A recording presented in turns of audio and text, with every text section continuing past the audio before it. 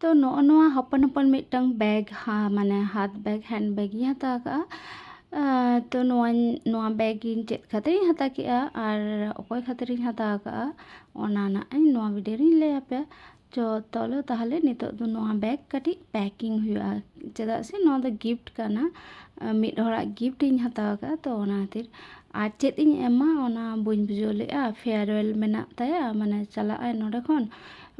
तो ᱚᱱᱟ ᱠᱷᱟᱹᱛᱤᱨᱤᱧ ᱵᱷᱟᱵᱟ ᱠᱮᱜᱼᱟᱹᱧ ᱪᱮᱫ ᱟᱨᱤᱧ ᱦᱟᱛᱟᱣᱟ ᱢᱤᱫᱴᱟᱝ ᱡᱟᱦᱟᱱᱟᱜ ᱜᱮ बैग ᱛᱟᱱᱟᱜ ᱜᱤᱧ ᱦᱟᱛᱟᱣ ᱞᱮᱜᱮ तो ᱚᱱᱟ ᱠᱷᱟᱹᱛᱤᱨ ᱱᱚᱣᱟ बैग ᱤᱧ पैकिंग ᱠᱮᱜᱼᱟ ᱱᱚᱜᱼᱚᱭ नौका मोटामुटी पैकिंग का कागज ते प्रथम मुड़ाव का तार चेतान रे गिफ्ट रैप ते पैक का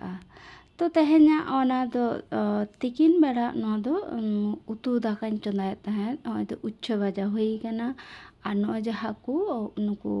হাকু মাছ ᱨᱮᱱᱟᱜ দই কাতলা আর কি ওনাᱧ কড়াই খাতিরে ভাজা কাতে ᱤᱧ ᱫᱚᱦᱚ ᱠᱟᱜ ᱠᱚᱣᱟ আর ᱱᱚᱛᱮ ᱫᱚ ᱵᱚᱨᱵᱚᱴᱤ ᱟᱞᱩ তরকারি করা ᱠᱟᱹᱧ আর ᱱᱚᱣᱟ ᱫᱚ ᱚᱱᱟ দই কাতলা ᱨᱮᱱᱟᱜ দই কাতলাᱧ ᱛᱮᱭᱟᱨ ᱠᱷᱟᱹᱛᱤᱨ ᱱᱚᱣᱟ ᱢᱚᱥᱞᱟᱧ ᱨᱮᱰᱤ ᱠᱟᱜᱼᱟ तो नितोग दो नॉय दई टक दई ओकाटा मेन इनग्रेडिएंट्स ओनाኝ एमाक कना तो नॉय एम लेखान गे किछुक्षण परे गे हाकु एम लेखान गे रेडी ना आर नॉय चंदा दो इन अवश्य भागी लेका बन बारे चेदा से इन दो प्रथम बार नॉय हुन चंदा नोंका नॉय उतु दो दई कातला दो इन निजेर हाथे नॉय दो प्रथम बार गिन चंदाया तो तारपर देखा जाक ओकालेका हुयुआ जे बेस हुयुआ से खराब हुयुआ नेल हुयुआ तो नॉय दई को एम कातेर आर काटी तालांग चीनी एमाक कना आर इन दो चीनी एकदम गे कोनो खाबार रे चीनी बई एमा बाट नोआरे जेहेतु दई एम हुई कना काटी आर ओनाते चीनी बैलेंस खातिर एम तेगे हुयुआ तो ओनाते काटी तालांग चीनी एम काआ आर तारपर नॉय नोंका हुई कना काटी तालांग मा हाकु एम काते नोंका फुटो हुयुआ ताहले खान गे इᱧᱟᱜ हुईना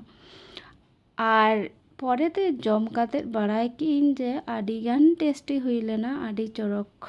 गे रान्ना लिñ उतु लिñ तो ओनाते नोडे दो आलिñ दाका लिñ जम लगी नितो दो तो नोआ दो तिकिन बेड़ा जम तारपरे एबार आयुब बेड़ा हेज काते नोआñ जम लागिद इñ ओना सेम उतु गे मेना नोडे फ्रिज रिñ दोहो लेआ तो ओनागिñ उडुक खातिर फ्रिजिñ खुलाव काआ चेदा से हाकु आडी ढेर आगु हुई कना जे उना हाकु दो माने भाजी काते इन दोहो कोआ से उतु काते इन दोहो कोआ ओनका बुñ भाबा नाम लेते उतु काते गिन दोहो ले कोआ आर नोआ दो हुयुग कना नेक्स्ट दिन माने लांच रे उनी कुड़ी गिद्रा एमा देñ ओना गिफ्ट आर गिफ्ट नोआ नोंका लांच हताव ले जम होचो ले कोआ आर की biryani and thanks for watching.